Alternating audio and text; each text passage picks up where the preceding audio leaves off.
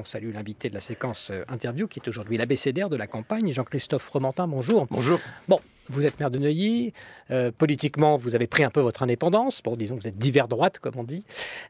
Sur ce programme Fillon, malgré tout, c'est une des questions importantes de cette campagne. On sent bien que François Fillon, là, disons, a peut-être un point faible. Qu'est-ce que vous pensez qu'il doit faire, céder, enfin faire des concessions sur le fond, ou au contraire rester ferme sur ses positions, au risque peut-être de perdre une partie de sa capacité à rassembler au-delà de son camp?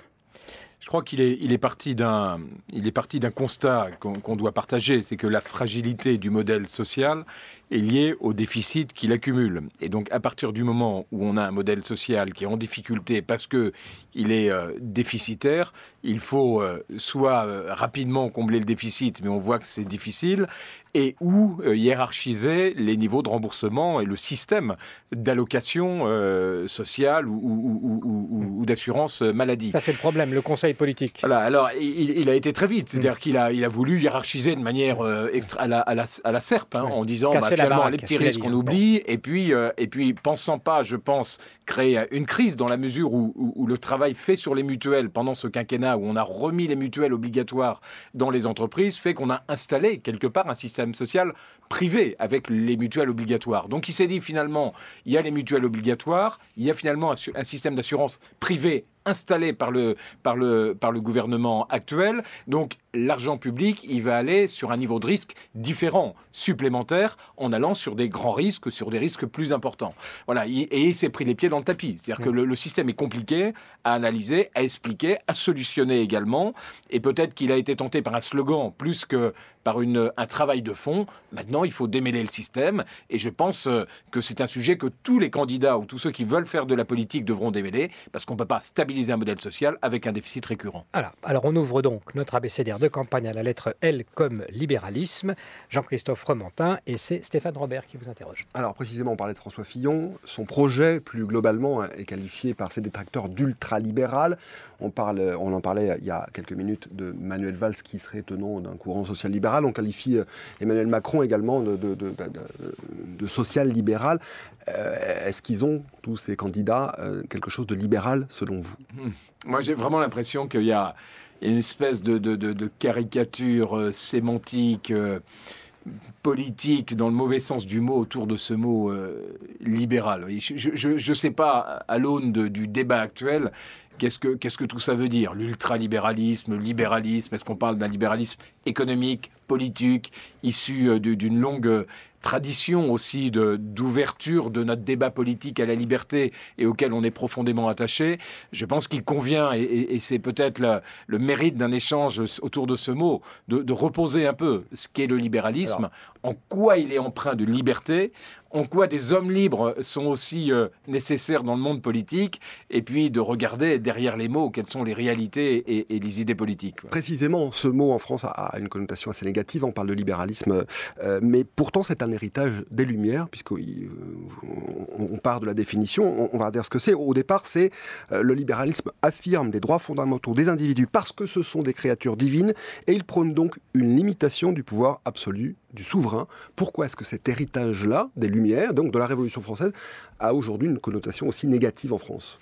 Oui, vous avez raison de rappeler que le libéralisme, il est d'abord politique. C'est comment exprimer dans les idées politiques le principe de liberté, de prévalence de l'être humain, et les deux principes qui vont avec, c'est-à-dire le principe de responsabilité et le principe de confiance. Or, aujourd'hui, le libéralisme, c'est devenu finalement une espèce de théorie économique débridée qui conduit uniquement à des dérives. Et certes, si elle est présentée comme ça, personne ne devrait être libéral. Ça n'a aucun sens. Est-ce que c'est le cas ? Est-ce que là, vous dites ce qui est, ou ce que vous pensez, ou non, vous dites ce qu'on dit sur la situation ? Je pense que sur le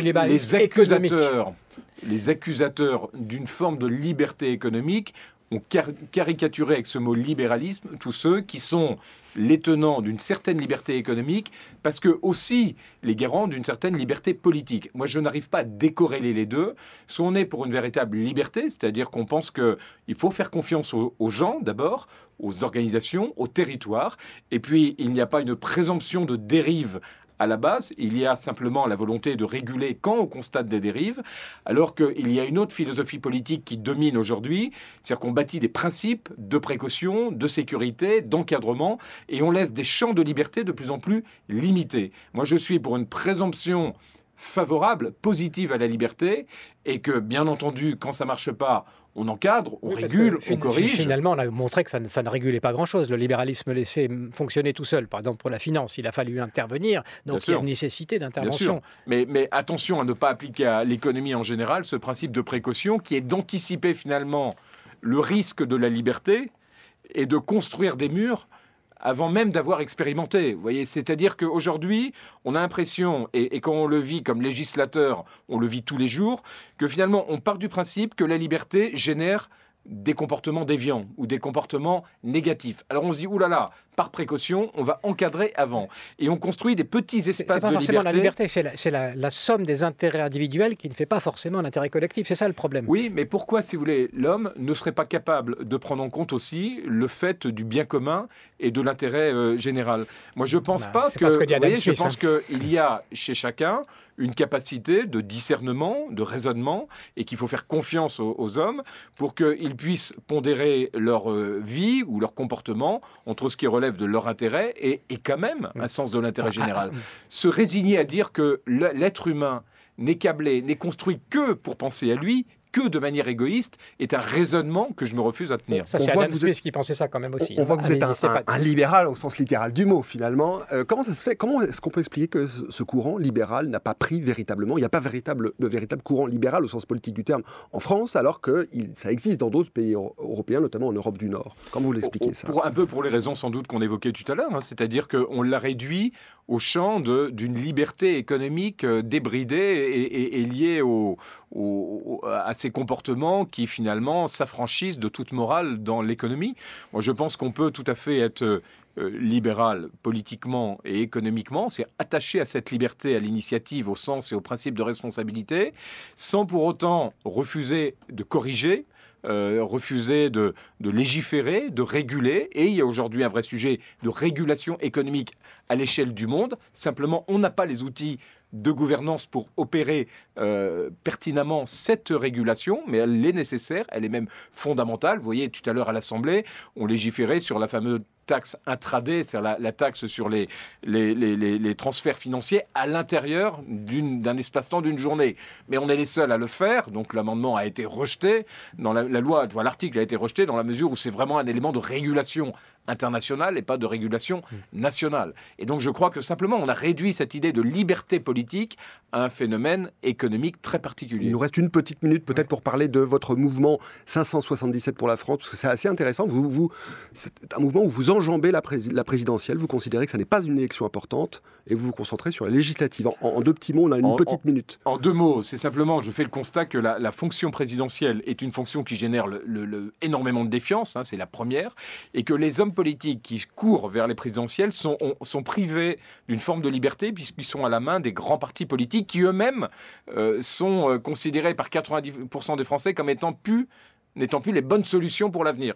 Et donc mon principe, il est de repérer des hommes libres, vous voyez, qui puissent recréer, retravailler ce socle d'engagement politique dans toute la France. Parce que si on veut refaire une maison, on démarre par les fondations, pas par la toiture. Tout le monde veut refaire le toit. Personne ne s'inquiète de la solidité des fondations. Et vous allez voter pour qui alors aux élections? Moi, j'attends. Oui, j'ai l'avantage, ça rejoint la lettre L. Je suis libre. C'est-à-dire que je n'ai jamais eu besoin d'aucune investiture pour être élu. Donc, je jugerai sur pièce à la fin de la campagne.